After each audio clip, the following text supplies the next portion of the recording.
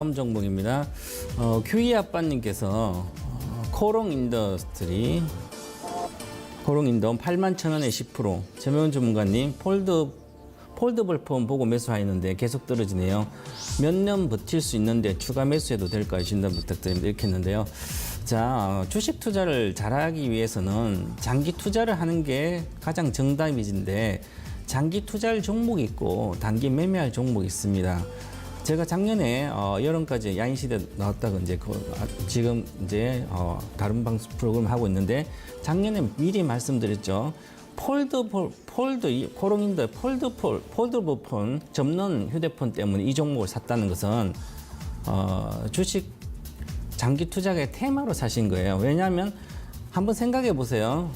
우리가 그때도 그렇게 말씀드렸어요. 제가 스마트폰이 지금 손바닥 안에 들어오죠. 작아요. 과거에는 큰 휴대폰 같은 데는 접고 이게 애니콜 같은 거 접어서 부피를 작게 만들어 이렇게 히트 쳤죠.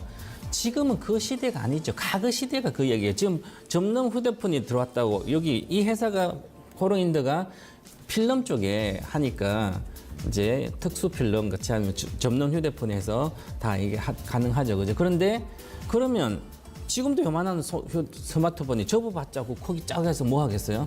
이게 단순한 투자 포인트예요. 가장 중요한 것은 투자라는 것은 그리고 특히 수요는 어떤 제품을 살 때 소비자가 살 때 가장 중요한 것은 아주 편리함을 제공해야 됩니다. 같은 용도라면 스마트폰 좋은 거 있는데 접어서 한다면 더 편리한 게 있어야 돼. 오히려 불편합니다. 작은데 접어서요? 또 펴서 보내게요? 접지 않게 되죠. 그만큼 편리함을 잊어버린 거죠. 투자에. 그죠? 그러면 이 주식은 폴더폰 때문에 매출이 늘어가는 게 쉽지 않다는 얘기죠. 이것을 일단 예측하는 게 가장 중요하면, 이것은 그때 잠깐 오른 테마예요. 그죠? 그 상태에 중요한 건 산업 차제가 이 회사의 가장 큰 매출을 차지하고 있습니다. 그러면 산업 차제는 자동차 소재를 가장 큰 매출을 차지하고 있어요. 그죠? 그러면 지금, 그러죠. 가장 중요한 게 이거죠. 자동차가 우리나라 현대 기아차가 주로 납품하면 자동차 매출이 줄고 있습니다. MS. 급격히 줄었습니다.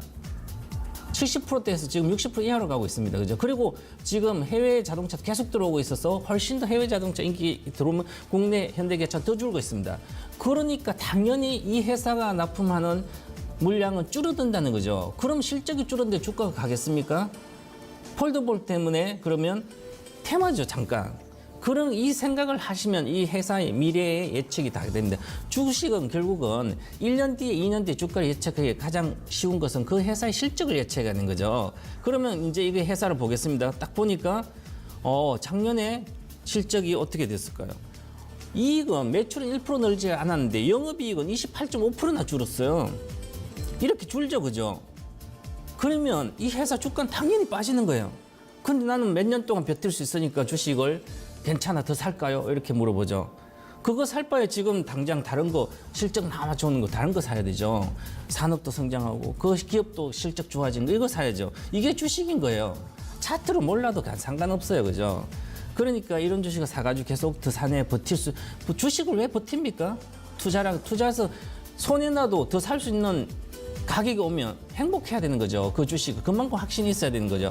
그런데 내려오면 버틴다는 것은 불행하게 됩니다. 손해나서. 그죠? 그래서 이런 것은 반등 시에 파시고 추가 10% 비중밖에 안 되니까 저는 추가 매수, 물론 대형주니까 추가 매수 가도 되지만 하지만 그 추가 매수할 돈을 이렇게 실적이 불확실한 종목을 살 필요는 없는 거죠. 물론 애널리스트는 지금 올해 실적이 좋을 거 예상합니다. 저는 그렇게 보지 않아요. 산업 전방 산업 자체가 자동차 산업, 그다음에 이 IT 스마트폰 들어가는 전방 산업은 올해도 쉽지 않아요.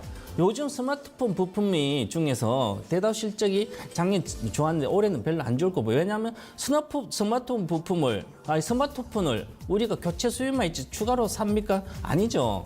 교체 수요밖에 없어요. 인구가 늘린 것도 아니고 신규 수요가 스마트폰이 늘지 않아요. 성숙기 시장이라는 거죠, 말 그대로. 그렇다는 것은 그 전방 산업이 그렇게 좋아질 일이 지금은 특별한 게 없습니다. 낙폭화되면 올라갈 수는 있겠지만 그래서 기술적 반등 구간의 전략 매도 의견을 드리겠습니다. 저는 6만 이거 보겠습니다. 주봉 차트입니다. 이것은 월봉 차트 보세요.